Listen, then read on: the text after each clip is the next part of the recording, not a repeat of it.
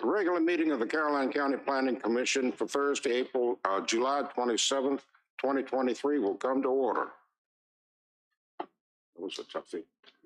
I invite everyone to join me in the Pledge of Allegiance to the flag. I pledge allegiance to the flag of the United States of America and to the republic for which it stands, one nation, under God, indivisible, with liberty and justice for all. By way of introduction, to my immediate left is Mr. J.D. Young of the Reedy Church District. To my right is Mr. Purcell Minor of Mattaponi. To his right is Mr. Richard Williams of Western Caroline. I am Bob Schwartz of the Bowling Green District.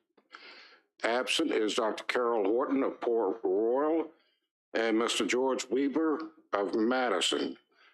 There being four of us, we do have a quorum. There are no minutes to be approved at this time, and I would like to call, I'm sorry, I forgot, Mr. Craig Pennington, our planner, Mr. Leon Hughes, our planning director. We do not have legal representation, but we do have Mr. John Voigt handling our IT. And with that said, Mr. Pennington, we're going to take up item 3, subdivision, and item 3A, CCIIA LLC owner applicant. Thank you, Mr. Chairman, members of the commission. The applicant's requesting preliminary and final plat approval for a subdivision within the MC Dean Industrial Complex. Property is zoned M1 Industrial along with other non-contiguous parcels owned by the applicant. There are no plans for construction at this time, and this would only be a subdivision of industrial land. The applicant is requesting to subdivide 76.45 acres from the 171.88 acres currently contained in the parcel. There are no minimum lot sizes required for the M1 zoning district. Staff believes that this plat meets all current standards of the Caroline County Subdivision Ordinance and may be approved at this time. If you look at the screen in front of you, that'll show you the existing MC Dean complex to the west and the new parcel with no improvements to the east, the 95.45 acres. And this is an aerial photograph. Most of you have toured the MC Dean facility. You can see the existing facility and the vacant land that they would like to split off, sorry.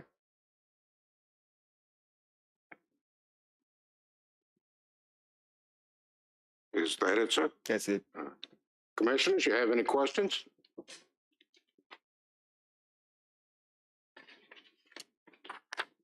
There being no, I'm sorry, go ahead, Mr. Minor. So Greg, this future it's a future site building they want to do. It could be a future site for MC Dean to build on. They could sell it to another industrial user. It is industrial land, and so it must be used for industrial purposes. But MC Dean doesn't have any plans to construct on it at this time. Thank you. And there are no VDOT issues or water and sewer, no other issues involved with this? No, sir. The access road for MC Dean at this time is a private road, guard shack that facilitates the whole MC Dean complex. Okay, thank you. Commissioners, anything further? Chair will entertain a motion.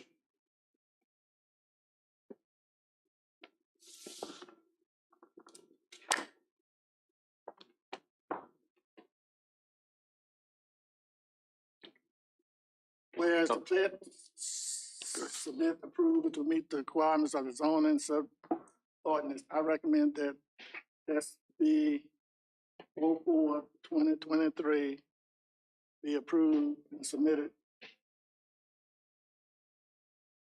Motion has been made by Mr. Minor. Is there a second? Second. I'll second. Seconded by Mr. Young and Mr. Williams. All those in favor signify by saying aye. Aye. All those opposed, nay. The ayes have it. Motion carries. Mr. Pennington, SB 07/2023. Thank you, Mr. Chairman, members of the commission. Applicant is requesting preliminary and final plat approval for a subdivision within the MC Dean Industrial Complex. Property is zoned M1 Industrial along with other non-contiguous parcels owned by the applicant.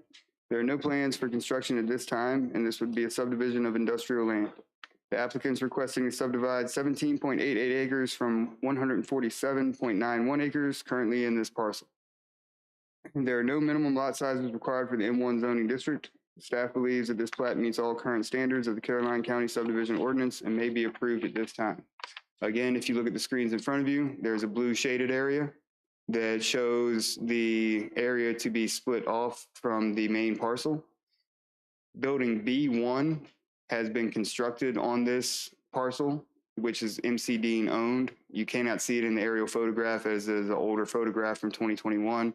But building B1 is on this parcel. So the remainder of the parcel, the 130 acres left would be vacant land for MCD.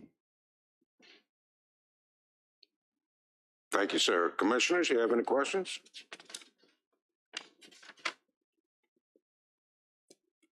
And again, sir, no VDOT or utility issues, no issues whatsoever, same as in the prior.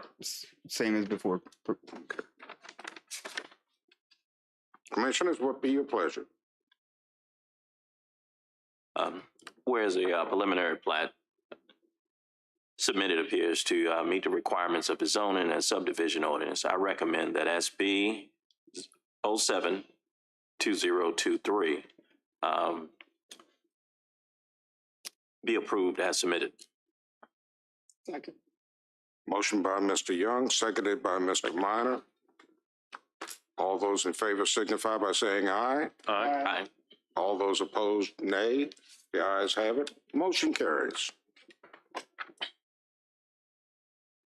All right, sir. Public hearings, Mr. Pennington.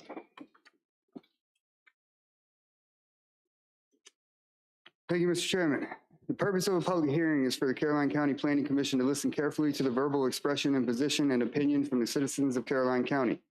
Public hearings are not question and answer sessions or debates, and all statements should be addressed to the chair. When members of the public offer comment, they need to clearly state their name and voting district prior to making their comments. Applicants or representative of the applicant will be allowed 15 minutes to introduce information regarding the matter advertised for public hearing. All comments are to be pertinent to the issue being considered. Persons speaking at public hearings are respectfully requested to keep comments brief, not to exceed 3 minutes, and to address only those issues pertinent to the matters advertised for public hearing. After the public hearing has been closed, the applicant or representatives of the applicant will be allowed 10 minutes to address any issues identified by the public. Thank you, sir. Is there anyone wishing to speak on this matter? You want staff report? I'm sorry, yes, sir. Go ahead. Proceed. No problem. Thank you, Mr. Chairman. Staff is bringing forth a text amendment TXT 11-2023 for public hearing at the July 27, 2023 Planning Commission meeting that adds Route 652 Carmel Church Loop and a portion of Route 652 Ruther Glen Road to the Highway Corridor Overlay District and the Commercial Services Corridor. The proposed amendment expands the HCOD boundary as follows. Route 652 Carmel Church Loop from the intersection of Route 207 to the intersection of Route 782, and Route 652 Ruther Glen Road from the intersection of Route 782 to the CSX Railroad Bridge. The designation of this route under the HCOD allows the county to better address development-related issues along this industrial corridor. A map is included for your reference. Development in the corridor has increased, and there are future plans to develop this area. Adding these roads to the HCOD and the CSC will allow staff the tools to better address development along the corridor in regards to landscaping, lighting, parking, building setback requirements, and buffers. If you look at your screen, you'll see a map of the area. You can see Route 207, the location of the new Carmel Church Fire Station, the existing McKesson building, the almost completed world-class distribution structure, and at the far southeast, the CSX Railroad. The blue line along Carmel Church Loop and Ruther Glen Road would represent the area that the new Highway Corridor Overlay District and Commercial Services Corridor would encompass. And this is an aerial photograph of the same area where you can see most of the parcels along this corridor are large parcels ready for development.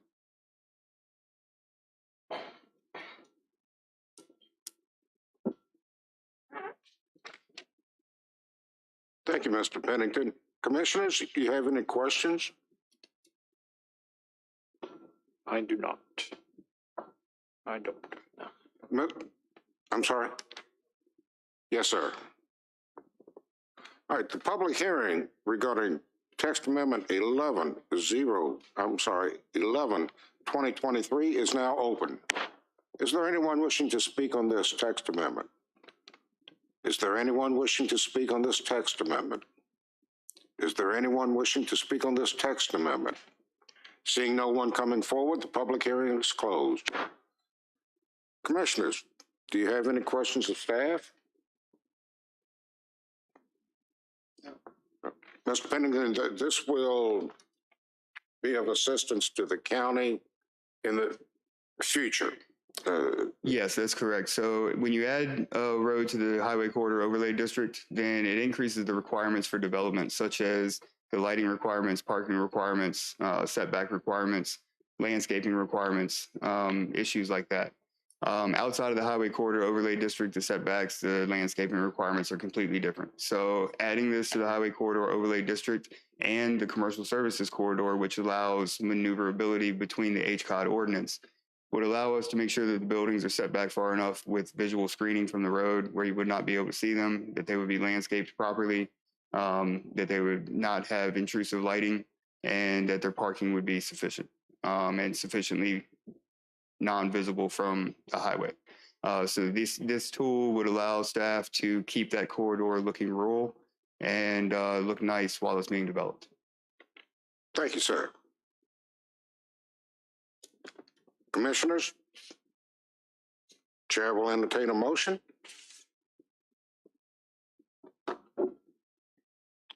Mr. Williams.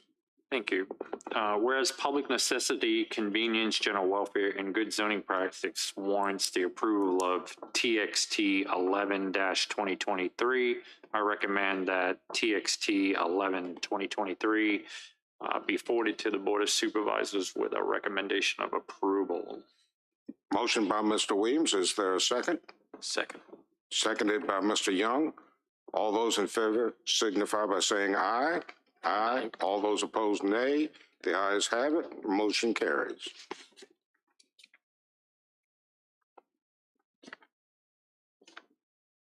It's the HCOD.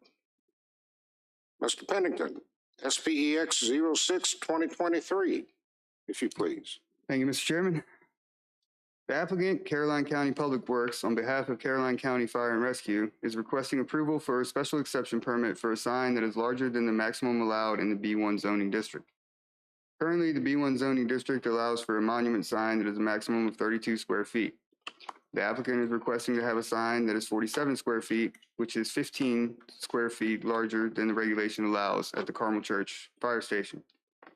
Sign requested. Could you next slide, please?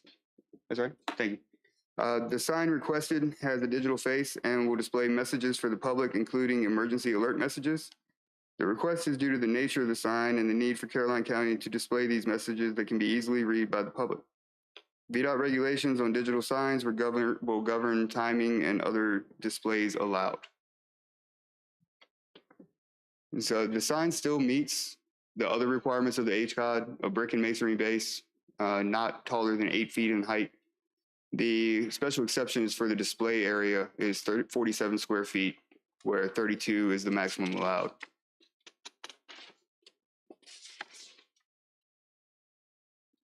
Mr. Pennington, how far off the edge of the right-of-way for highway travel? Next slide, please.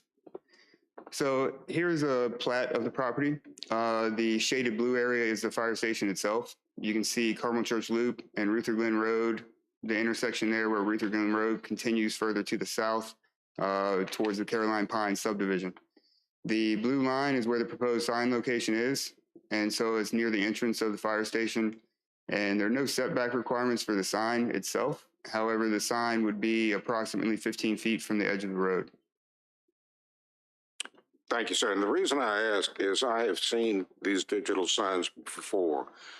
They are extremely bright. Most of them, I believe, are LCD or LED illuminated. and they are pretty well blinding to traffic. So that's my concern. I have no objection to the size of the signage because it's of benefit to the county and the county residents. So it's not just strictly advertisement for Joe's Shoe Shop. But I do have some concerns about the brightness, especially at night, because I have seen some that look like a daggone satellite sitting there, and they do affect your visibility. So I don't know how, or if we're going to wind up getting some complaints on that or not. And I don't know if they have a means of adjusting the brightness or not. So that's my only concern with this issue. I don't know how the other commissioners would feel, or through their own experiences of having passed this type of signage at nighttime when you're driving. So, Yes, VDOT regulations govern many of those issues regarding the timing of the changes and the colors that can be used. I'm not aware of the brightness rule that they have. I do know that they are aware that it can be blind drivers. But VDOT regulations govern digital signs. You could always place a condition.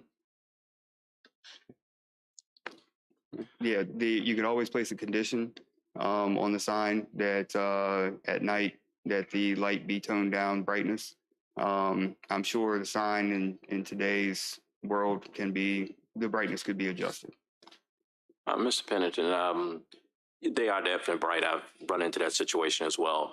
I don't know if there's any language that we could put there for height adjustment to take it out the line of sight for vehicular traffic if you were to increase the height or something. I know that the purpose for the larger sign is to display emergency messages for the citizens of the county should there be an issue that they need to be aware about. So they do want it to be visible for the citizens that drive past the sign. For a height requirement, we would have to adjust the special exception request, as right now, the special exception request is strictly for the display area of the sign that is larger than the maximum of 32 square feet. The height of the sign is a maximum of 8. And so if they wanted to raise the sign, they would have to apply for another special exception permit for the height as well. I would throw out a suggestion that it be a brightness adjustment capability, simply because of the visual effect that these signs have at nighttime. Well, Mr. Chairman, the applicant is here. He may be able to address some of those questions. And he has 10 minutes to present anything that I have not already said, if you'd like to hear from him. Absolutely. Thank you.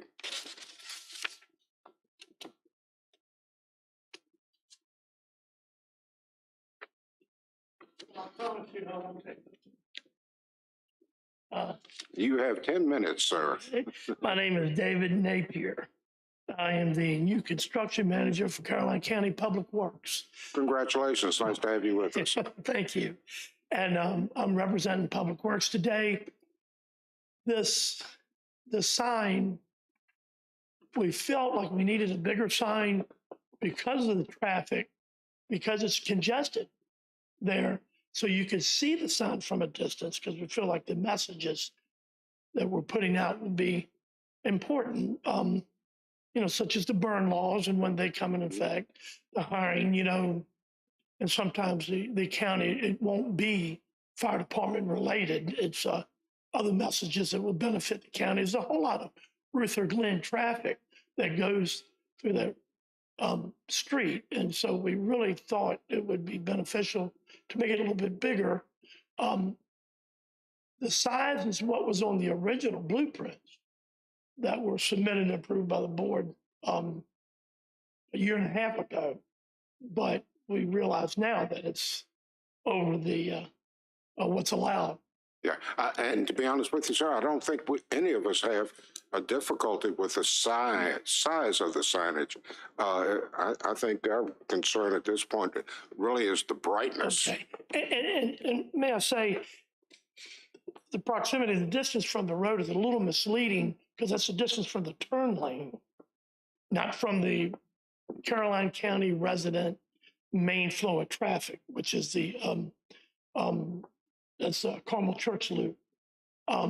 If you're measuring from that lane, it's significantly more because we have a lane coming out of the fire department and then a lane picking up to go into Carmel Church Loop. So from the actual traffic that I feel the Caroline County residents will use, it's probably another 20 feet off the road. So while it may be a little bright, I don't know that, and I'm not going to lie, say I'm 100% sure we can dim it. I'm sure there's a method too. But for the most of the traffic, it turns into the Ruther Glen loop. There is tractor trailer traffic or interstate traffic. Most of our residents will stay on the main lane, and so we want it to be where they can see it. Yes, sir. Of course, we don't want to cause a hazard either. But so pretty much that's my summation. Unless you have any questions. Now, I'll just project in the future. You know, you always have a few naysayers, and you're going to get some complaints on, well, it's too bright. No, So that's going to be coming. But if we have a means to mitigate that, you know, that's, I think, to our benefit, to the county's benefit, when I say our. So if there's a way to do it, that would be great.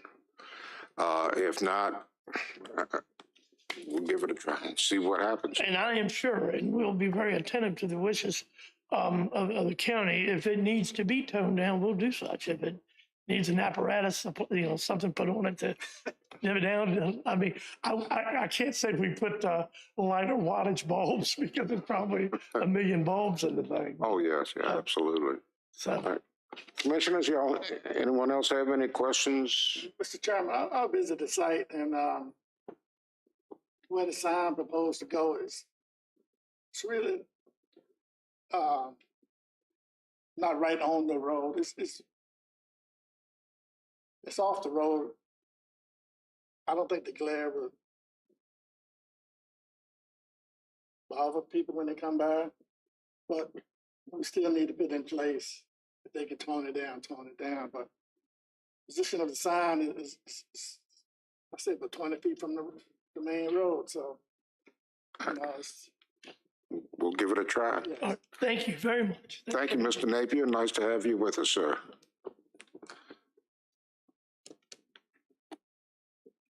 All right. Commissioners, any further discussion? I think we did close, we did not. I'm old, you've got it, you know. All right, public, anyone else wishing to speak? Anyone else wishing to speak? I thought I did. All right, that was on the other one. Like I say, I'm old. My gray matter is diminishing. Public hearing regarding SPEX 06-2023 is now open. Anyone wishing to comment? Anyone wishing to speak on this matter? Anyone wishing to speak on this matter? Seeing none come forward, public hearing is closed. Commissioners, do you have any further questions of staff or the applicant? Hearing none, any discussion? There being no discussion, the chair will entertain a motion. Where a special exception request SPEX 06-2023 for the Carmel Church Fire Station sign appears to be generally consistent with the goals and objectives of the comprehensive plan and future land use map, and whereas the public necessity, convenience, general welfare, and good zoning practices warrants the approval of this request, I recommend that SPEX 06-2023 be forwarded to the Board of Supervisors with the recommendation of approval. Motion by Mr. Young, is there a second? I'll second. Can we get the suggestions with the conditions? With this, Motion. There were four conditions along Yes. the staff report. One is record the two-wit as always. The second one was that the VDOT will govern all the regulations of the sign and the timing, and they'll meet all the VDOT regulations. The third one is that the sign will meet all other county ordinances except for the display size. And the fourth one was that only one monument sign shall be allowed on the property, as also the ordinance is allowed. Let's put that in the motion. All right. Motion for approval has been made with the listed suggested conditions. Is that Right. Okay. that's, Motion by Mr. Young is Second. seconded by Mr. Minor. All those in favor signify by saying aye. All those opposed? The ayes have it. Motion carries. Let's see. SPEX, zero, TXT 13. pardon? TXT 13. Yeah, that's the one we just did. I'm sorry. I got too many papers up here. All right. Text 1/3/2023. Mr. Pennington. Thank you, Mr. Chairman. Rural resort definition was amended to be in line with the standards that were created by staff for presentation to the Planning Commission. Change has been highlighted in blue and reads as follows. Not on your screen. The present, can you go back to the first page? That's for the next one. Sorry. So if you look at the paper in front of you, we added or a main structure to the definition because the way the definition read before was that you had to have standalone units or rooms for overnight stays. So this would allow for a main lodge type structure to allow for overnight stays as well for rural resorts. And then we added the word rooms because the standards for rural resort had rooms and this one had units. And so we wanted to make sure that it matched with units and rooms. And units will be synonymous with rooms. And so you would have, if you're allowed to have 25 units/rooms, you could have 25 freestanding structures for people for overnight stays. You could have 25 rooms in a main lodge for people for overnight stays, or you could have a mixture of each.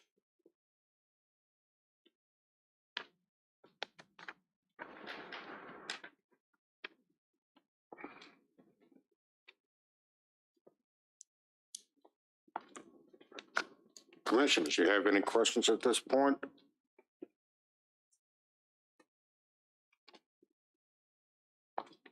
Mr. Pennington, Yes. the initial standards of rural resorts was adopted September 23rd, 2014, as approved by the Board of Supervisors, I believe. That's correct. And in that, and this is the only bone of contention that I have, is item 1 and item 2 requiring item 1. Minimum parcel size shall be 200 acres. Sir, you're on the next text amendment, the standards. This is the definition. This is I beg your pardon. Thank you for keeping me straight. But in the definitions is attached an acreage, a changing in the acreage. That's in the standards as well. The acreage is not addressed in the definition. Okay, so we'll just do the definitions. Definition and the acreage are the standards is the next public hearing. All right. We're on 13. Correct? Yes, 13. Yes. TXT 13, I'm 2020. sorry, I flipped one page too many. All right.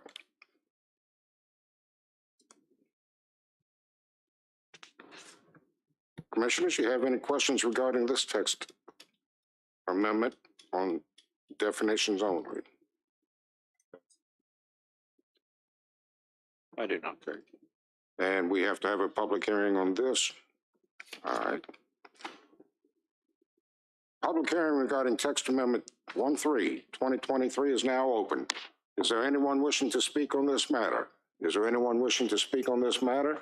Is there anyone wishing to speak on this matter? Seeing no one coming forward, the public hearing is closed. Commissioners, any discussion?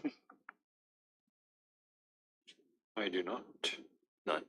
There being no discussion, Chair will entertain a motion regarding this text amendment.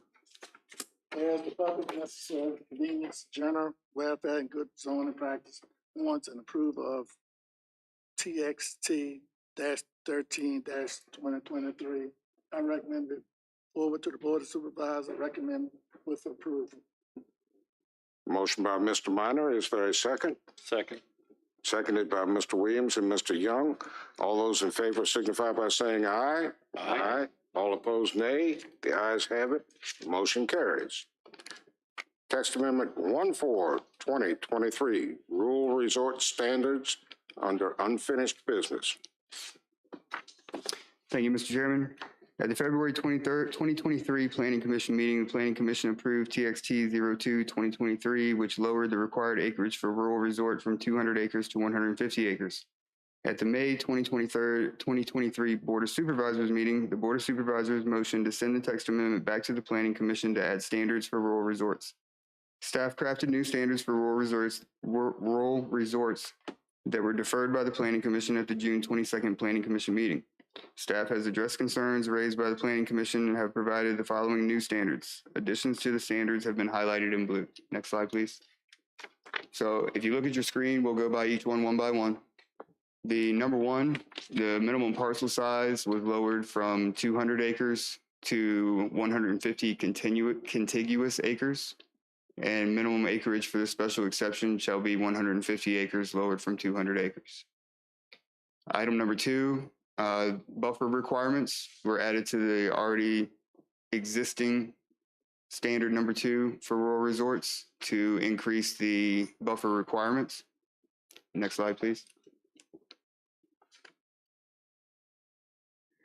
Item number 4 in the standards added the word rooms and units to be synonymous with the definition to make sure that everything matched.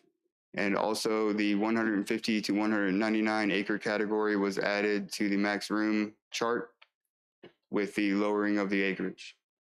Item number 5 was specifying that any lighting shall be directed internally. Item 5 was an existing standard for rural resorts previously without the directed internally. Next slide, please. Standard number 9, maximum stay in a rural resort shall be 30 days and a 60-day period per person, not to exceed 180 days in a calendar year. This was a new standard created by staff for the February meeting. The number 10, owners should keep a register of guests at times of stay. This was a new standard for the first draft of this TXT, remains unchanged since the first draft was presented. Item number 11 regarded buffering and vegetation. We struck that from this draft of the amendment and added it to item number 2, where we spoke about increased buffer requirements. And item number 12, minimum size for freestanding structures was added in the first draft of the TXT, remains unchanged since the last iteration. Next slide, please. Standards 3, 6, and 7 were standards that were created with the original approval in 2014 of the rural resorts. They remain unchanged.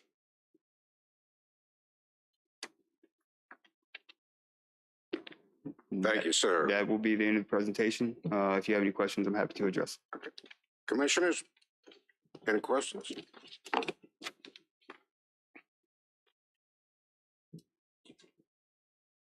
Mr. Pennington, if no one has questions, the initial standards, like I said previously, were adopted September 23rd, 2014. This change is prompted by SPEX 06-2022, I believe. Yes. New Earth, Virginia LLC. Yes. Okay, that's why we're here on these changes. Put it in a nutshell. And Mr. Williams was not on this commission at the time. And I think it only fair before he cast a ballot that he understands the history of why this is here. And if you could bear with me for just 1 second.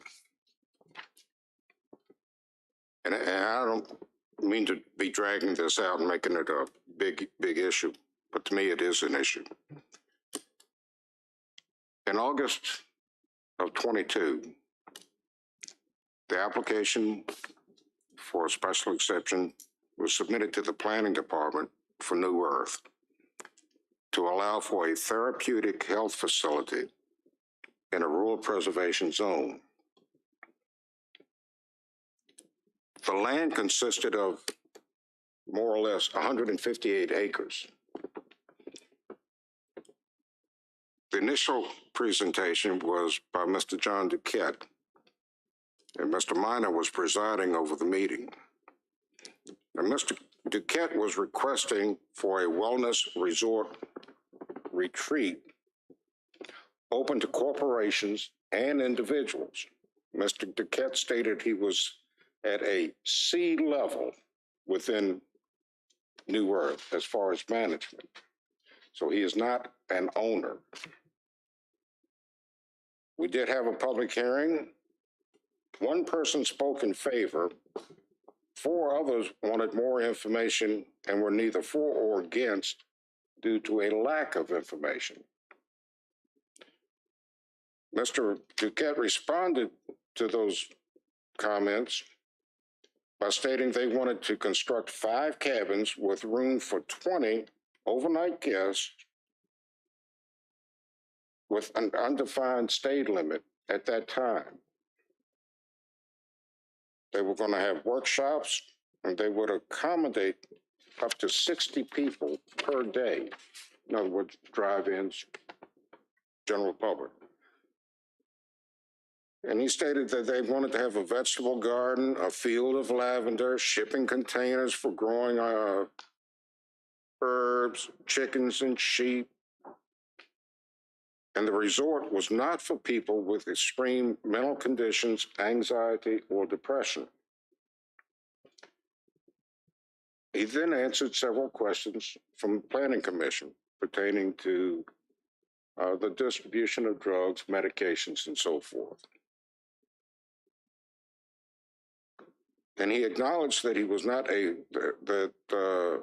there would be a, in his words, and I quote, medical professional, end quote, on site at all times.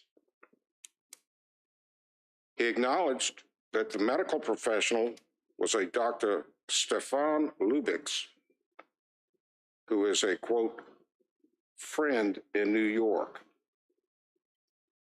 He provided a copy of Dr. Lubix's medical license from the state of New York, which had expired the previous February.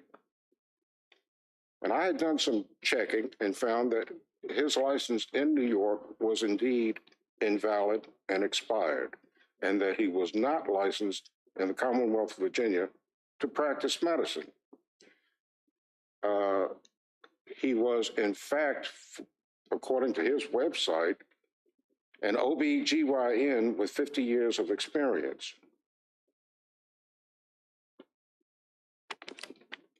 I asked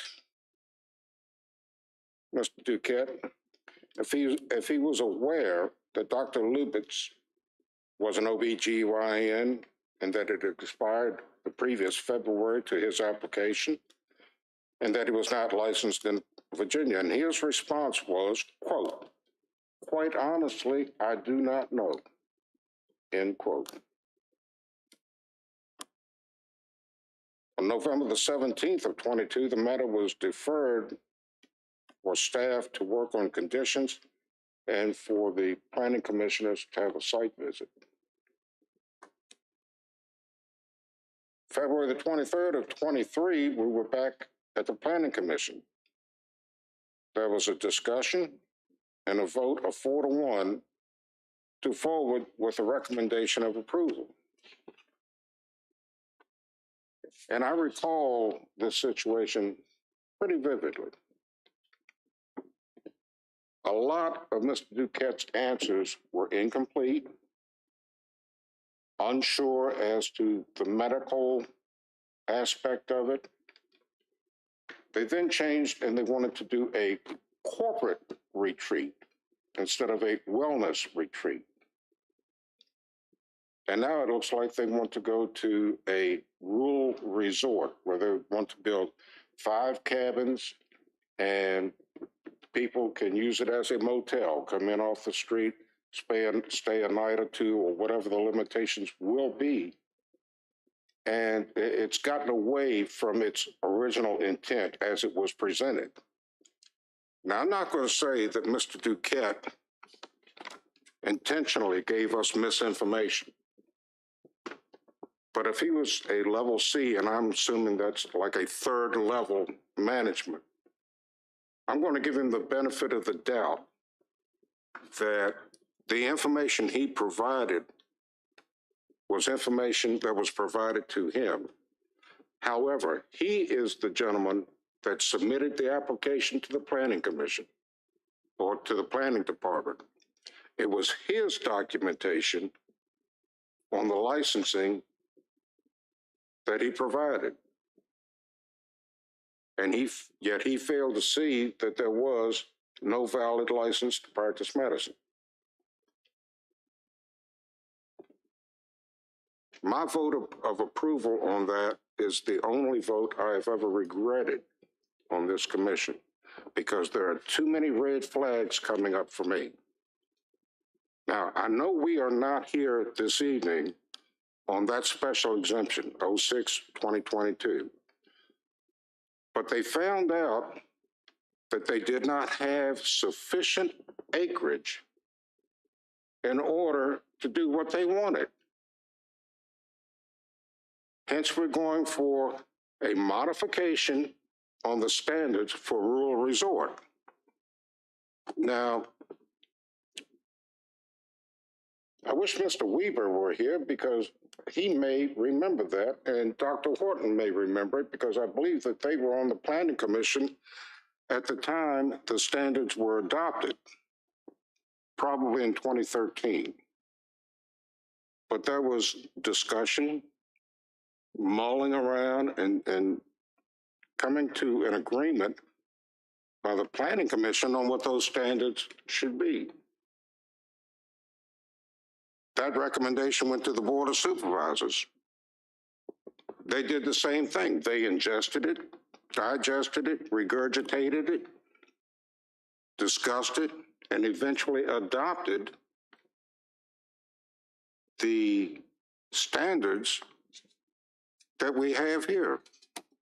And I have a copy of those standards. They are what's in our book.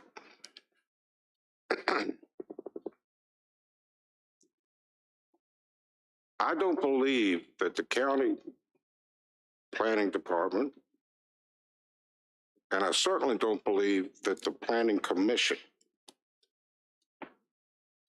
should be willing to change the standards that are in place to satisfy one individual. Because I believe if you ask Mr. Pennington, since the standards were adopted, excuse me, in 2014, there has been one applicant, and that is New Earth, Virginia. So I am not going to support the changing of the minimum size of acreage. The rest of it, you guys do a good job, and I'm not finding fault with anything that the planning department has done. You're trying to be accommodated, but I don't think it's in the best interest of the county at this point to change the minimum acreage. And that's just my feeling on it. If anyone would like to make comment or suggestion or discussion, I'm willing to discuss it.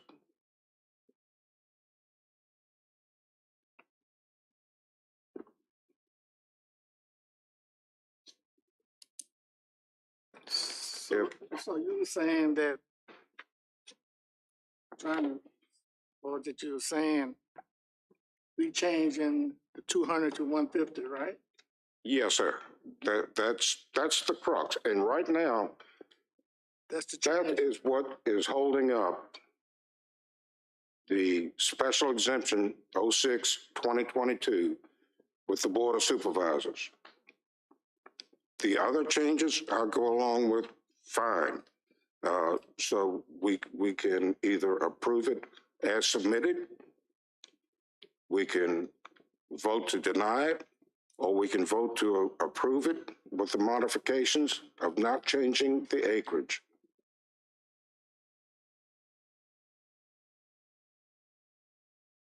Everything that I have said, it can be verified by going to YouTube and watching the Planning Commission meeting of November the 17th, 22.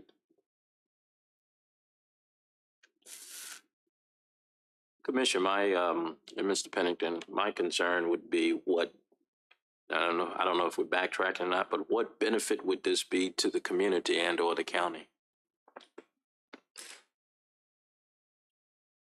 The lowering of the acreage, I'm not sure that there is a benefit to the county or the community for lowering of the acreage.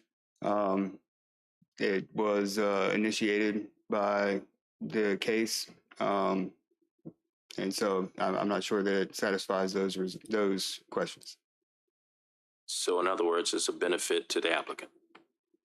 Yes. Okay.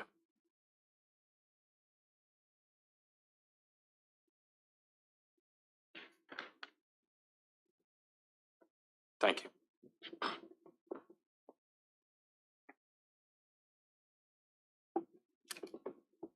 I didn't mean to go on so long, but I wanted Mr. Williams to have an understanding of the background and the cause and effect on this.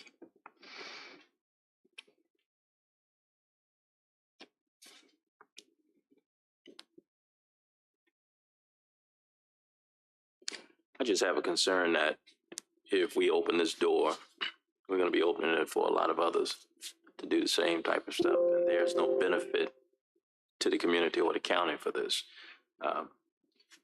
We don't collect on lodging fees, food fees, things of that nature. I don't know how it would be regulated. So I just don't see it as a benefit.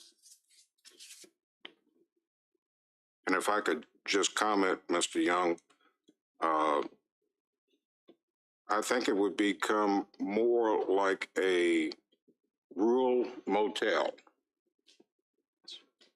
And certainly it would, like, as you said, it would open the door for someone with 140 acres to come in and say, well, you changed it once for somebody else, you can change it again for me.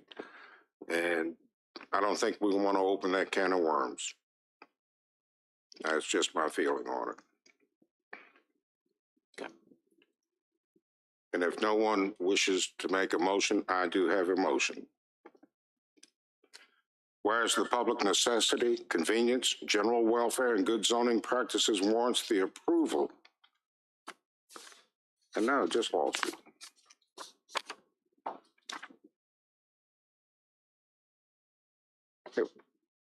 Yes. Warrants the approval of TXT 14-2023.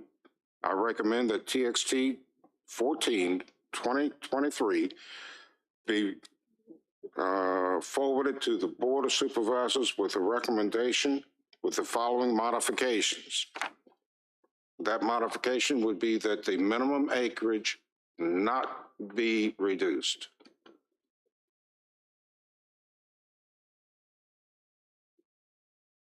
Mr. Schwartz, Yes, sir. you might want to amend item 4 also, if you're going to amend item 1 with your motion. Because it's got an acreage listing of 150 also. Yes, sir. That would subsequently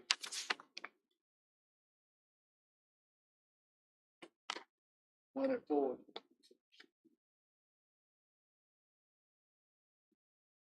yes, 1 and 4.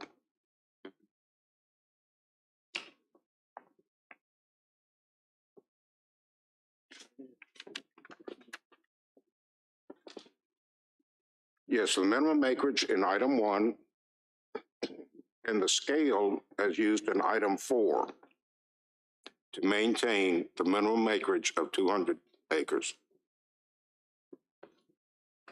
Second. So we have a motion seconded by Mr. Minor. All those in favor signify by saying aye. Aye. All opposed, nay. The ayes have it. Motion carries.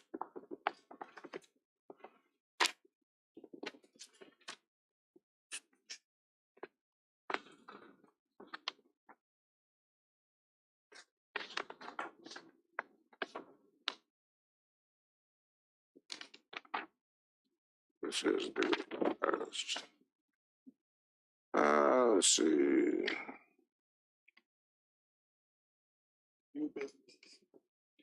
Yes, we've gotten all of that taken care of. All right, under new business, we have item 6A, adopt the revised rules of order, change in meeting time.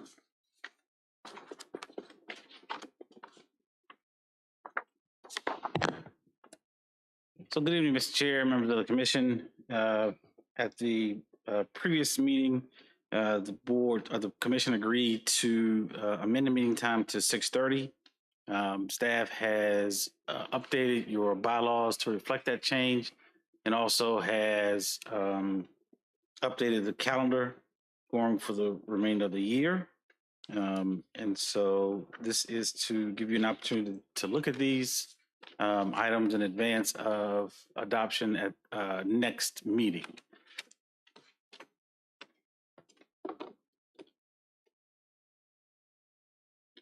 And as I know, the only change to your bylaws was in the meeting time, the meeting start time, which is on page 2 under item 3, meeting, in the first line, where 7 was stricken and it says 6:30. Yes, sir.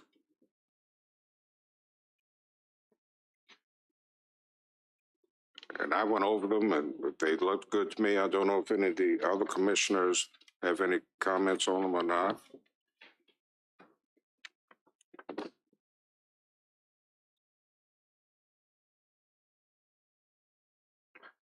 So, Mr. Hughes, we do not vote on this until our August 24th meeting. Is that correct? Oh, no, yes, you do vote tonight on this item. Oh, we do. Okay. Yes, sorry. Because your next meeting will start at 6:30 time. That's what I was thinking. And I was looking for the cheat card for, and couldn't find one. I guess we just make a motion to adopt the rules of order as presented at this meeting, changing the start time of our regular meetings. Mr. Chair, would you also include the adoption of the new calendar in that motion? Yes, sir. That would include the adoption of the new calendar, which would reflect the new start times. So we'll put that in the form of a motion. Is there a second? Second. Seconded by Mr. Williams. All those in favor signify by saying aye. Aye. All opposed, nay. The ayes have it. Motion carries. Mr. Hughes, you will make, I guess, pretty much, if we can, change to our website indicating the new start time. Yes, sir. It's been on the website since the first time you guys agreed to do it, and we put it out there, letting people know that the change was going to come. So it has been posted now for almost 2 months. So that shows you how often I look at the website. Thank you, sir. We appreciate that. All right.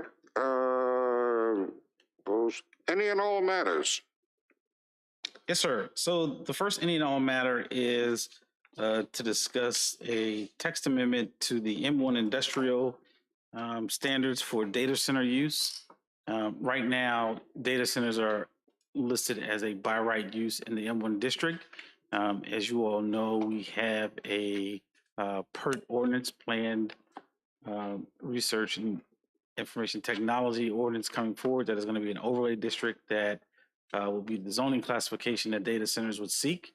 It has standards for setbacks, architectural features, screening and buffering. And in the M1 district right now, as a by right use, a data center is not subject to any of those new standards that we have adopted for data centers. And so what we would like to do is amend the M1 district for data centers that they can still be by right, but they would be subject to the provisions of the standards in the PERC. So you would have an M1 piece of property. I have a data center. It could still be a by right use. Wouldn't have to go through any public process, but it would have to be developed in accordance with the standards of the PERC. That's just to create consistency for the development of data centers across the county, and to help mitigate any impact if they happen to be in close proximity to, any developed areas. So that will be coming forth, and I just wanted to give you all. I'm sorry, sir. I said that will be coming forth. That ordinance amendment will be coming forth. And I just want to give you a heads up that that's going to occur. Right. So these are amended articles. And do we have to adopt these, or what do we have to do with them, sir? With this point? At this point, nothing. This is just informational. The text amendment will be coming forth probably at the next meeting. Okay. But I didn't want to spring it on you at the next meeting and you not Right. know why it's there. So. The second item under any and all matters is a planning commission work session at the August 24th meeting. And Mr. Pennington is handing out to you now materials related to that.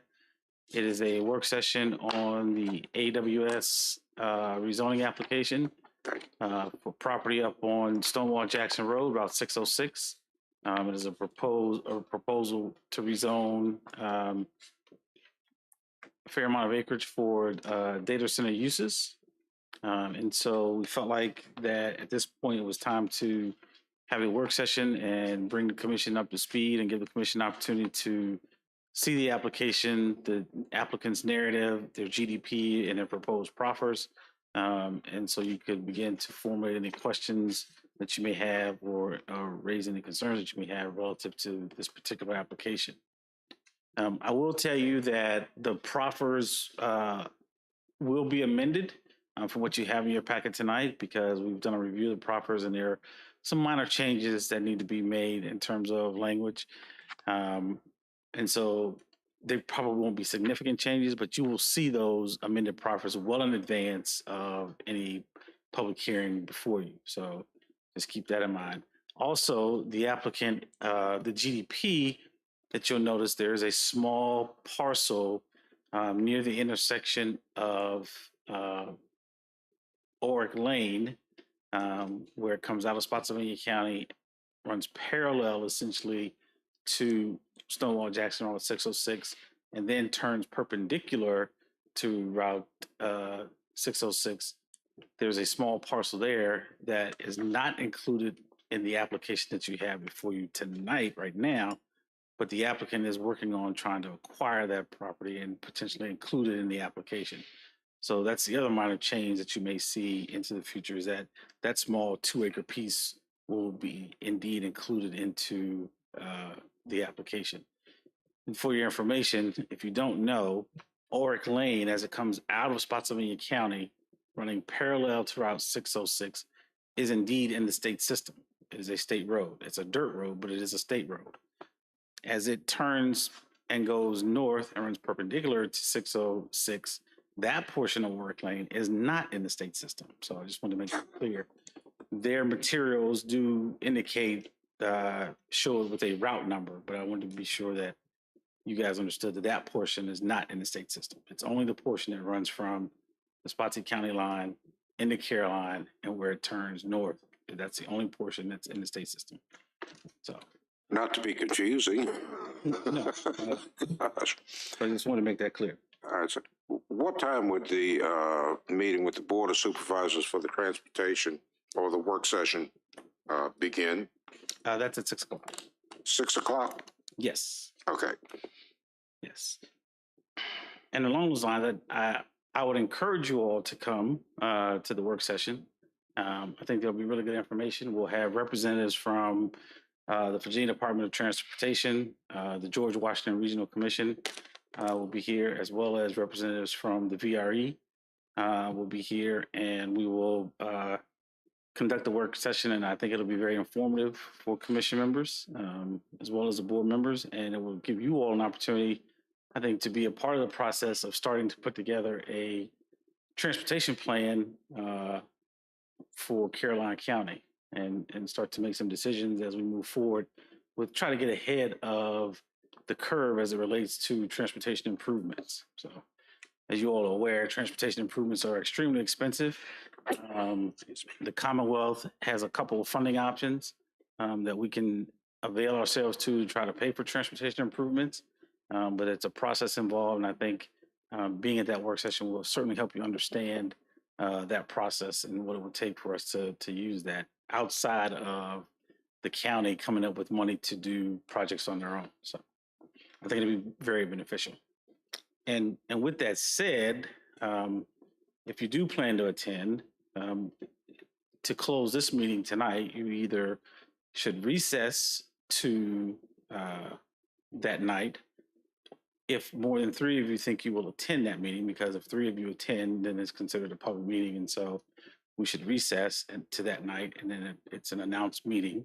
And if 3 of you aren't going to attend, and you're sure of that, then you can adjourn this meeting to your next regularly scheduled meeting. But I leave that to the commission's determination. All right, so let me make sure I understand completely. Item 7B, the Planning Commission work session, August the 24th. Turn to the work session. What time would that be, sir? To the work session? Yes, sir, for the Planning Commission work session of August the 24th. Oh, that would be at 5:30. That would be 5:30. And the Board of Supervisors Transportation work session on August the 23rd would be at 6 p.m. Yes, sir. Okay.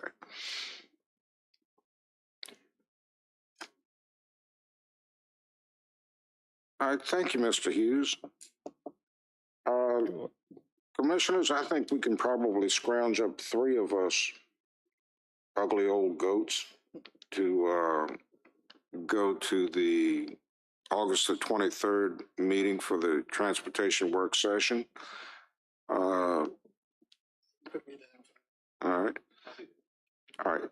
So we have a motion to recess to the August the 23rd, 2023 transportation work session at 6 p.m. Is there a motion? I'll make the motion. Make the motion. Okay. Second? Any second? Seconded by Mr. Minor and Mr. Williams. All those in favor say aye. Aye. The ayes have it. We are now in recess until August 23rd, 2023 at 6 p.m. in this auditorium. Thank you, gentlemen.